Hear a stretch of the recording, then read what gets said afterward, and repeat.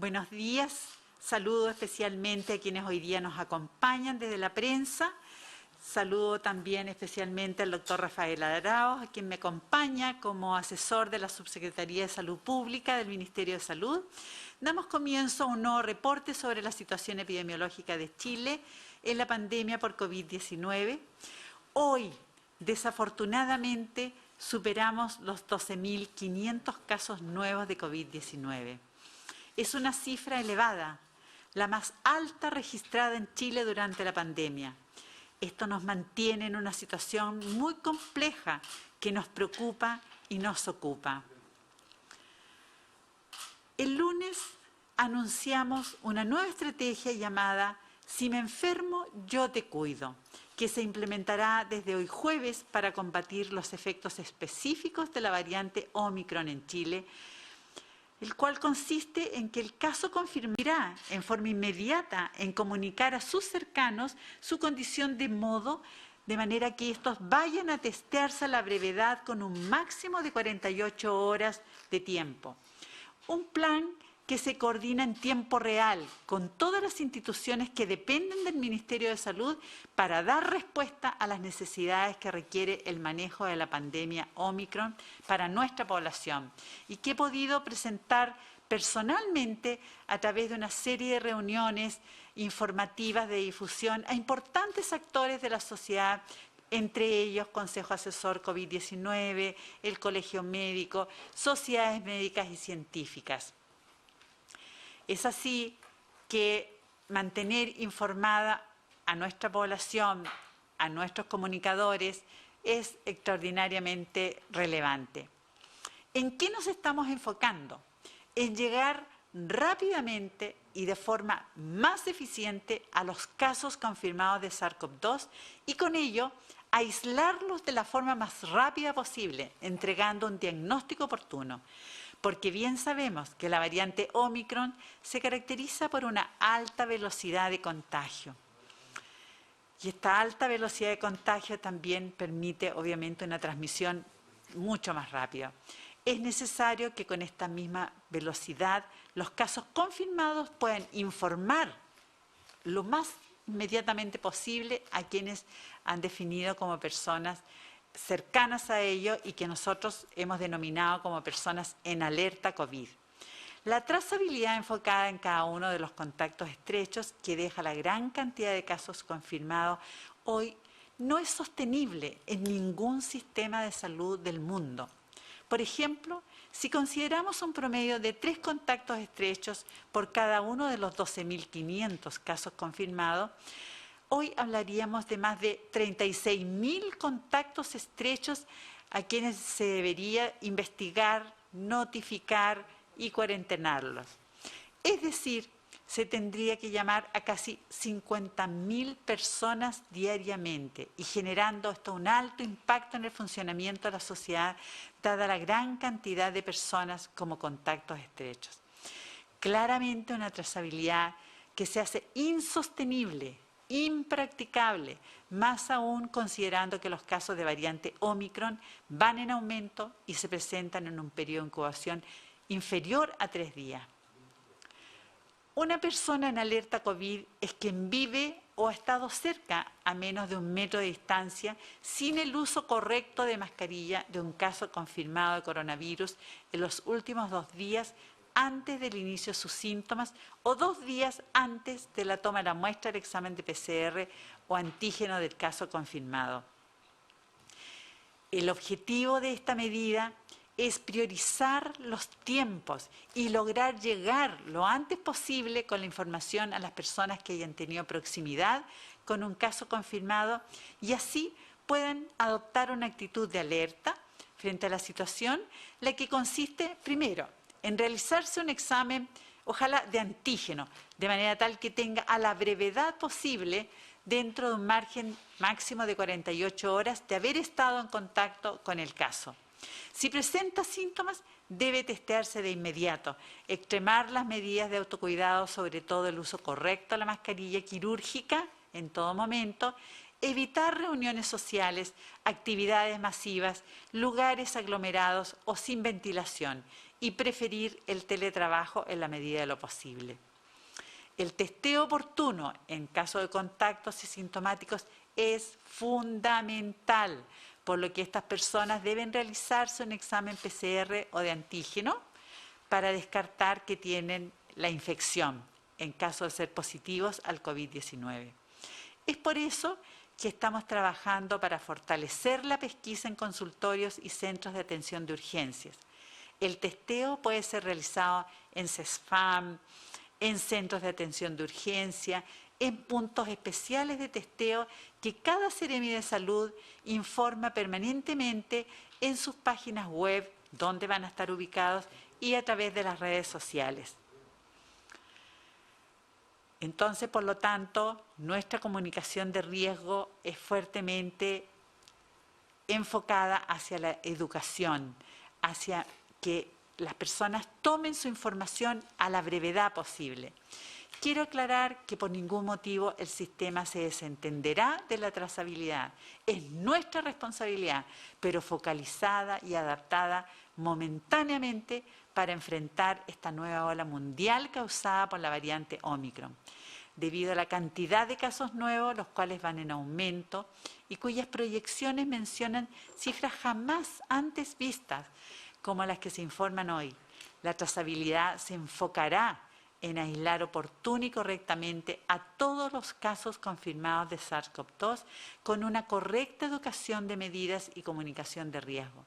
Lo anterior tiene como objetivo poder realizar una trazabilidad sostenible, enfocada y efectiva, contactando a los casos confirmados de COVID-19, evaluar sus fuentes de contagio y posibles casos secundarios para realizar, en el caso de requerir, el estudio también de brotes generados según criterios estipulados.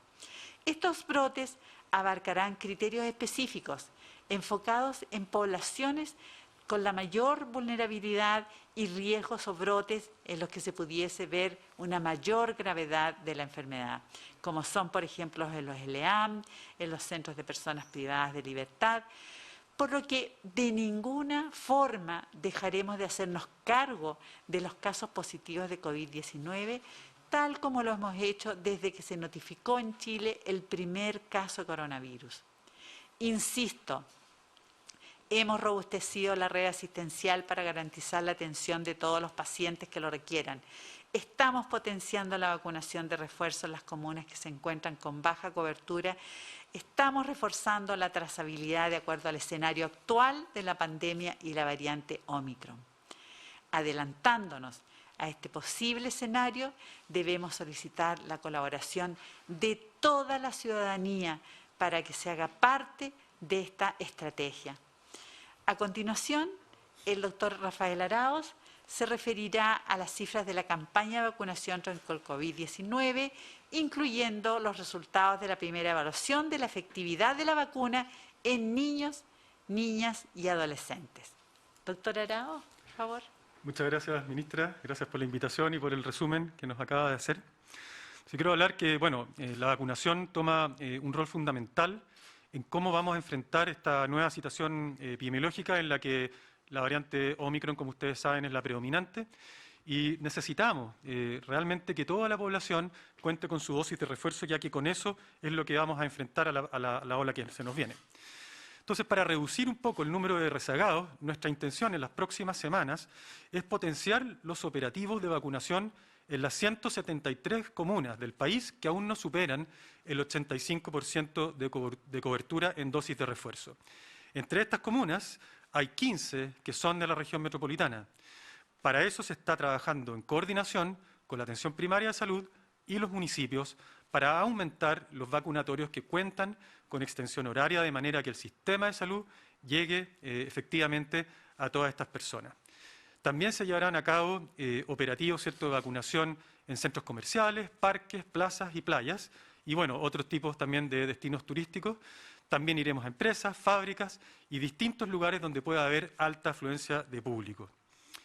Pasando a otro tema, un poco cómo vamos avanzando, ya hemos administrado cerca de 46 millones de dosis contra COVID-19 Eso corresponde al 93% de la población objetivo que cuenta con su esquema completo de vacunación y tenemos cerca de 12 millones, un poco más, de personas que han recibido su dosis de refuerzo, alcanzando así un 86% de cobertura, lo cual es notable, pero necesitamos, ¿cierto?, que el resto de las personas reciba su dosis. Son cerca de 1,5 millones de personas mayores de 18 años, que aún no cuentan con su dosis de refuerzo y necesitamos que la reciban por distintas razones. En principio porque se van a proteger ellos y en segundo lugar porque van a proteger a sus familiares y a las personas más susceptibles.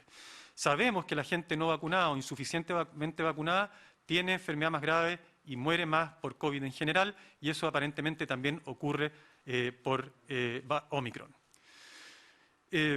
Bueno, un poco en esta línea, ¿cierto?, el rollout de la vacunación, quiero decir y destacar que hoy comenzó un hito que es muy importante en la campaña de inmunización. Comenzamos la vacunación de la cuarta dosis, del segundo refuerzo, ¿cierto?, a todo el personal de salud, que incluye al personal clínico y administrativo de la reintegrada, es decir, de la atención intrahospitalaria, extrahospitalaria, funcionarios de servicio y de urgencias y abierto al sistema público y privado.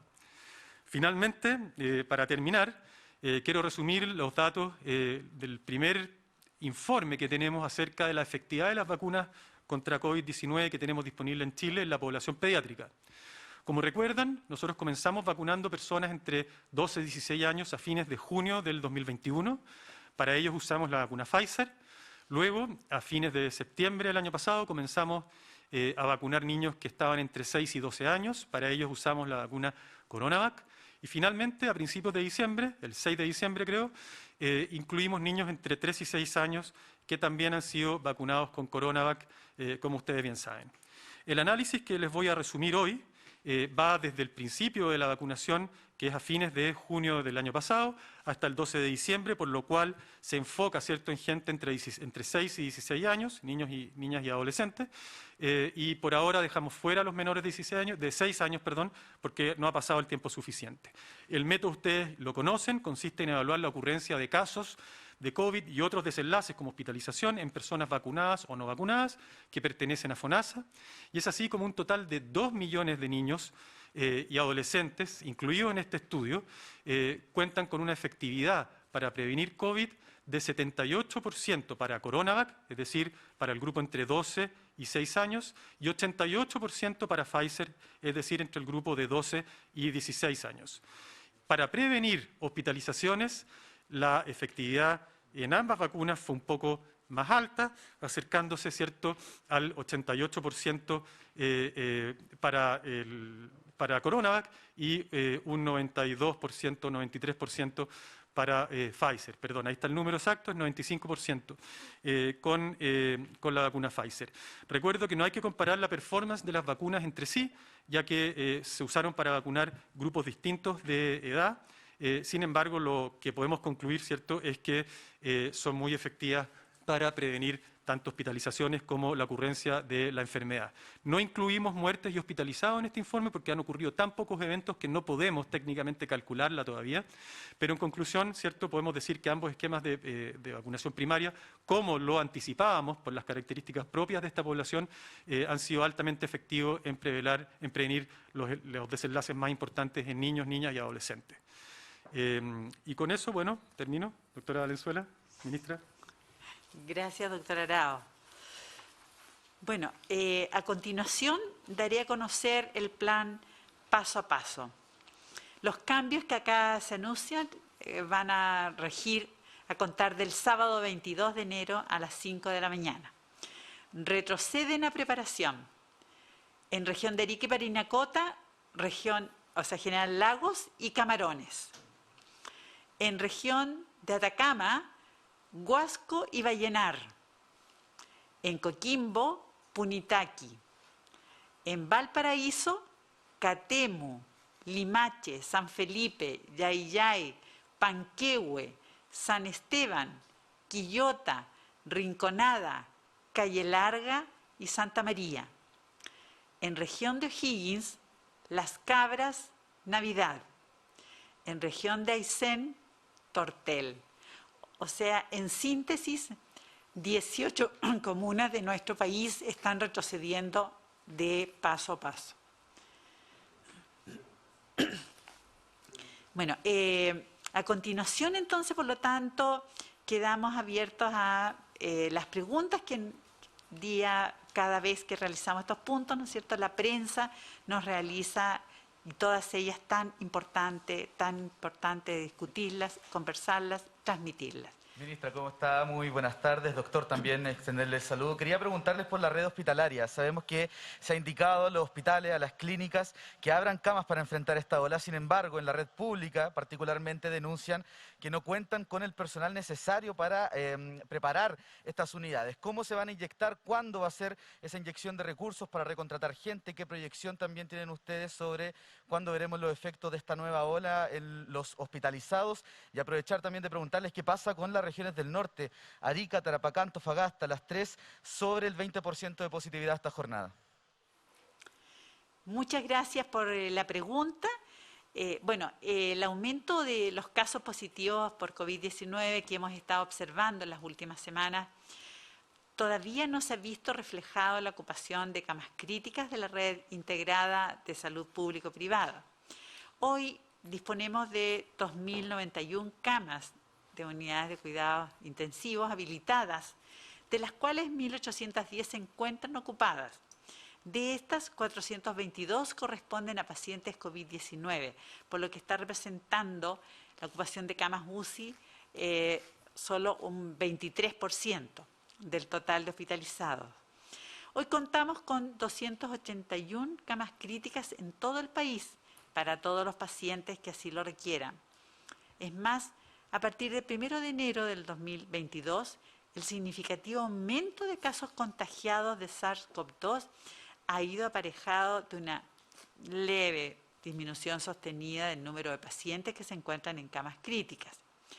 Nuestra capacidad hospitalaria, instalada en este momento de la pandemia, es capaz de dar respuesta a las necesidades actuales.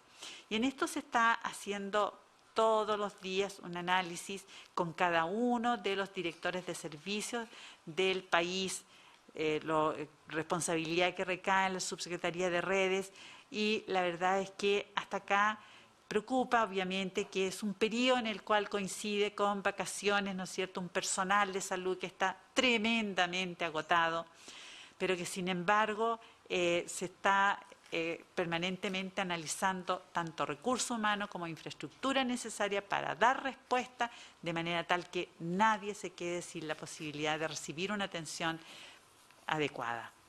Gracias. Por favor, escuchamos la segunda pregunta. ¿Cómo está, ministra? Muy buenas tardes. A propósito de este aumento de casos, ha aumentado también la demanda por el test PCR. De hecho, cuesta mucho en algunos centros privados conseguir una hora para hacerse el test, y desde el mundo municipal piden reforzamiento, incluso reforzamiento de insumos. ¿Está preparado el sistema público y privado para recibir esta ola? Usted misma decía potenciales 36.000 personas que tengan que ir a hacerse el examen. ¿Qué plan hay para ello? Y lo segundo que quería preguntar es las personas en alerta COVID o que han sido contacto estrecho, ¿cierto?, de una persona, mientras no se realizan el PCR, ¿tienen derecho a licencia médica? Muchas gracias por la pregunta y la responderá el doctor Arauz. Sí, bueno, voy a ser como bien concreto para que quede como súper claro. Una persona que tiene alerta de COVID no es una persona que se maneja igual que el contacto estrecho antiguamente, ¿cierto? Es una persona que fue avisada por un caso confirmado o un caso probable, o que piensa, ¿cierto?, que pudo haber sido de riesgo por haber estado en contacto con alguien, aunque no lo haya llamado. Por ejemplo, si yo voy a una fiesta, ¿cierto?, con un amigo, y ese amigo es notificado y yo no, bueno, por supuesto que yo también tengo que considerarme alerta de COVID. ¿Qué hace esa persona? Esa persona que es alerta COVID, inmediatamente, en lo ideal, ¿cierto?, deberá testearse.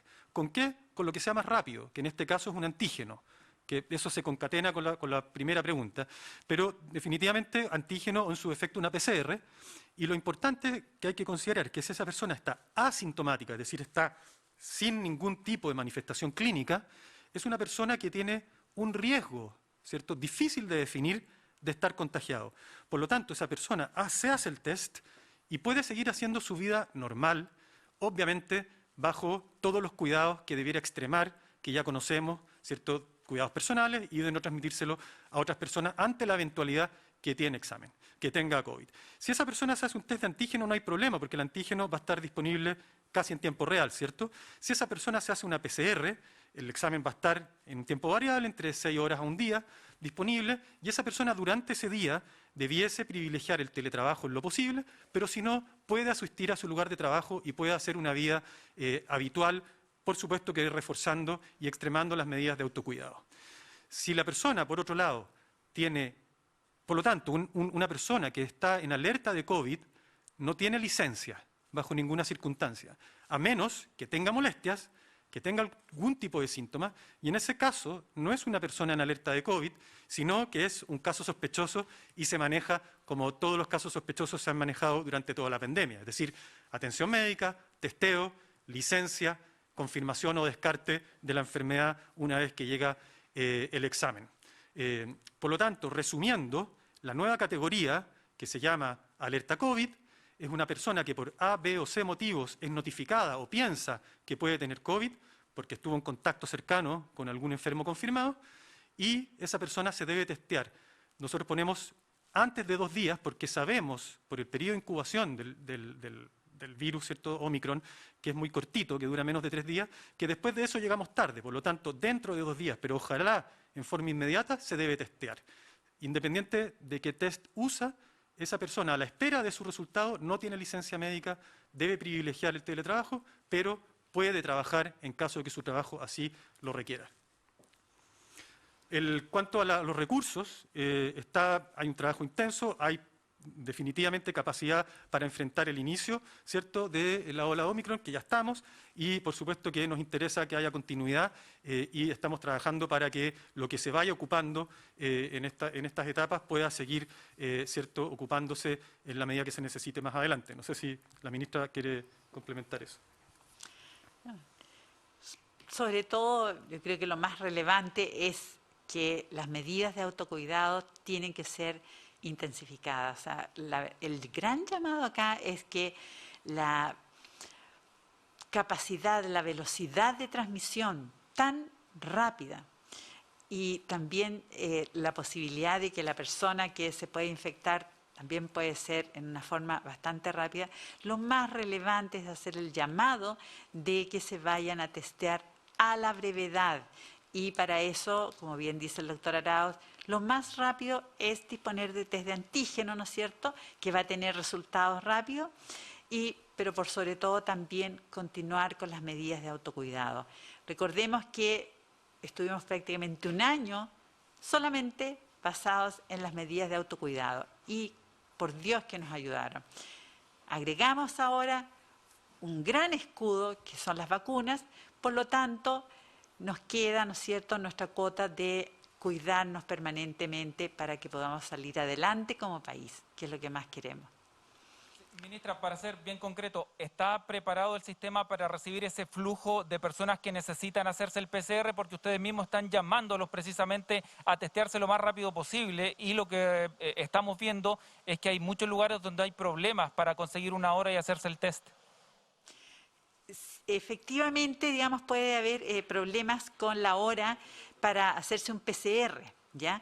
Pero sin embargo, haciendo toda una revisión de toda la situación país, digamos, las condiciones que tiene nuestro sistema, la capacidad para realizar antígenos, test de antígenos, también está la capacidad de hacer los PCR, se aumenta la capacidad de los laboratorios. Ahora estamos trabajando aproximadamente como con 180 laboratorios, esto pasa a ser 250 laboratorios y, como les reitero, está la cantidad de PCRs y test de antígeno estimado como para poder dar respuesta a la necesidad de la población. Entonces, por lo tanto, seguimos haciéndonos responsables de que exista esa posibilidad de que disponga dónde asistir. Acá lo importante es que esté bien informado dónde están estos puntos de testeo que Seremi lo da a conocer, ¿no es cierto?, en su página web y también existe la posibilidad de que se lo envíe la información a través de redes sociales. Pero en eso los invito a que visiten las páginas de su Ceremi, de la región que corresponda, ¿no es cierto?, para que así no pierda tiempo y vaya y pueda ser atendido. Muchas gracias. Ministra, buenas tardes. Juan Espinosa de Radio ADN. Teniendo en cuenta que los indicadores de trazabilidad van a la baja, que los aumentos van en alza, que las positividades van en alza, hay también un número importante de personas que en la última semana se han contagiado de coronavirus y no han sido notificados. De hecho, tienen incluso al día de hoy sus pases de movilidad habilitados estando en cuarentena por coronavirus, con un examen positivo de coronavirus. ¿Hay margen para reforzar los sistemas de trazabilidad teniendo en consideración lo que usted misma ha dicho, que el sistema no es capaz de aguantar frente a la velocidad del virus? ¿Hay margen para poder hacer algo frente a esta situación antes de que los casos sigan subiendo como está proyectado por los expertos? Gracias. Sí. Muchas gracias por su pregunta. Bueno, como ya hemos señalado, el lunes anunciamos el plan de manejo para los casos de coronavirus en Chile en el marco de la circulación de la variante Omicron, en la cual se refuerza la comunicación de riesgo y educación a la población y haciendo mucho énfasis dónde está el principal problema. Lamentablemente, en nuestra población más joven, en los viajeros. La movilidad contribuye mucho, ¿no es cierto?, a que tengamos también esta situación de riesgo. Se fortalece, entonces, por lo tanto, la red integrada de servicios de urgencia público y privada, prolongando el horario de atención en los SAPU y en los SAR. Se refuerza la vacunación de la cuarta dosis en personal de salud que se inició hoy jueves, así como la fiscalización del pase de movilidad de parte de las Ceremis de Salud. Asimismo, se aumentará la capacidad de testeo para facilitar este acceso, con lo que señalé anteriormente. Con esto nos quisimos adelantar a la situación de aumento exponencial de casos, donde necesariamente tenemos que adaptarnos, sobre todo con nuestra estrategia de trazabilidad, orientándola a aislar oportuna y correctamente a todos los casos de coronavirus, haciéndola más sostenible y efectiva. Ya todos están en conocimiento, ¿no es cierto?, que el aislamiento de este caso confirmado se disminuyó de 10 días a 7 días. La trazabilidad, entonces, continúa en estos casos. Asimismo, se mantiene la trazabilidad por parte de la autoridad sanitaria en situaciones específicas enfocadas a poblaciones vulnerables, que es ahí donde existe un mayor riesgo todavía. Centros especiales, por ejemplo, los ELEAM, los centros con personas privadas de libertad. En estas situaciones se va a priorizar la investigación de brotes epidémicos, lo que incluirá identificación de contactos estrechos y la entrega de las licencias médicas correspondientes. Estamos muy atentos a la evolución de este importante aumento de casos, a quienes y dónde está ocurriendo los brotes. Eso es muy importante y ese es un trabajo que están realizando las Ceremis del país. Si es necesario, tendremos que seguir adaptando nuevas estrategias, ¿no es cierto?, de acuerdo a cómo avance esto en los próximos días, evaluando constantemente las medidas que comenzamos a aplicar desde el día de hoy en relación a los cambios que se van generando, a la velocidad de los contagios y la evidencia internacional que siempre nos contribuye y que ya sabemos que no ha habido un país del mundo que haya sido capaz de sostener un sistema de atención a todos los casos que se van presentando, porque estamos frente a esta nueva variante que nos ha generado este tremendo problema de transmisión. Muchas gracias. ¿Qué tal, ministra? Doctor, muy buenas tardes. Preguntarles si van a poder considerando el aumento de casos sustantivos por la variante Omicron, los consejos del Comité de Consejo Asesor de COVID-19. Entre ellos se ha mencionado hace ya varias semanas, por ejemplo, el fortalecer la fiscalización de los pases de movilidad de las personas en cines, restaurantes o lugares donde están los espacios cerrados. Lo otro, el tema de la modalidad del teletrabajo y la reducción de aforos, que también había estado en la discusión y en la agenda durante las últimas semanas. Y en definitiva, otra de las conclusiones de estos consejos que se levantan dice relación con unificar, digámoslo, o estandarizar las medidas para todo el país del plan paso a paso y no comuna por comuna. ¿Se van a hacer cargo de estas medidas? Y lo otro, en definitiva, ¿cuál es la proyección que tienen para las próximas semanas, considerando, por ejemplo, que las fronteras están abiertas? Hay un escenario bastante complejo en el aeropuerto con el tema de los testeos, casos que no han sido contactados, casos positivos que conocimos hace algunas semanas. ¿Van a endurecer las medidas respecto al tema de las fronteras, considerando el aumento sustantivo y este pic de contagios? Muchas gracias. Gracias por su pregunta. Parte de la respuesta la podrá dar el doctor Arauz. Complemento.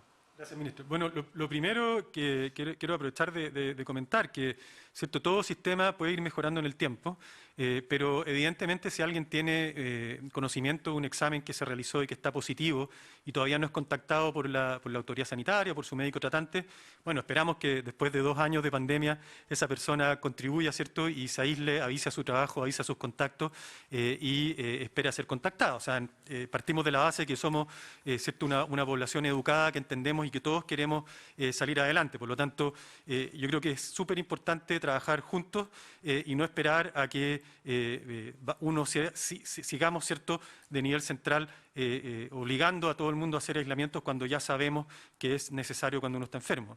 Eso es lo primero. Con respecto al Consejo Asesor, por supuesto que vamos a considerar, y no solo vamos a considerar, sino que en el corazón del nuevo plan de enfrentamiento de Omicron está gran parte de las sugerencias que el Consejo ha realizado, no solo el Consejo, sino que hay una serie de líderes internacionales que también han opinado en la misma línea. Y con respecto, probablemente la gran diferencia que tenemos es con respecto al plan paso a paso.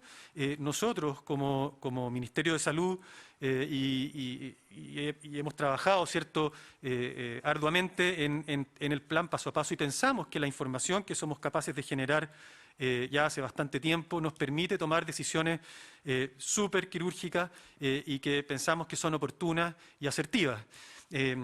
Sin embargo, o dicho eso, podemos adaptar el plan, ¿cierto?, a la situación epidemiológica que sea importante, y hay numerosos ejemplos, y el más reciente es el movimiento en bloque de toda la región metropolitana para, ¿cierto?, cambiar de fase a una fase un poco más restrictiva. Por lo tanto, más que pasar a un paso a paso regional o nacional, vamos a seguir con un paso a paso que se va a ir adaptando al momento epidemiológico, que eso puede tener, ¿cierto?, la decisión regional o nacional si es que se justifica desde el punto de vista técnico y de los datos.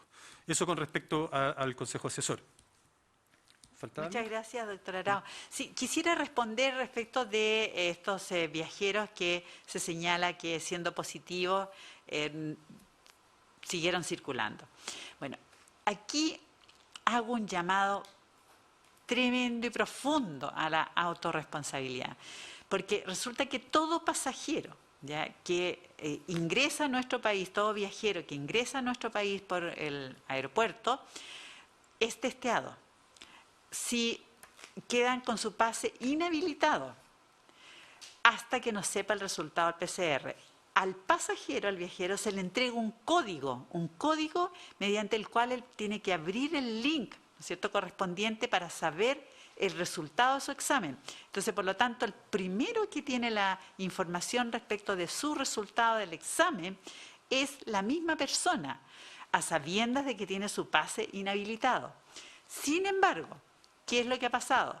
Que la persona o no abrió el link y no quiso saber su resultado, pero por otro lado tiene otro control, que es las Ceremis son avisadas de esta situación, que a su lugar ha llegado una persona que tiene su examen positivo y por lo tanto la Ceremi también hace el trabajo de ubicarlo.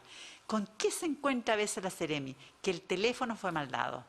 Entonces, por lo tanto, creo que aquí es importante que la ciudadanía sepa que hay personas que no es que el sistema no haya actuado sobre esto oportunamente, sino que en el fondo muchas veces más se está pensando en mi libertad, en deseo de pasarlo bien.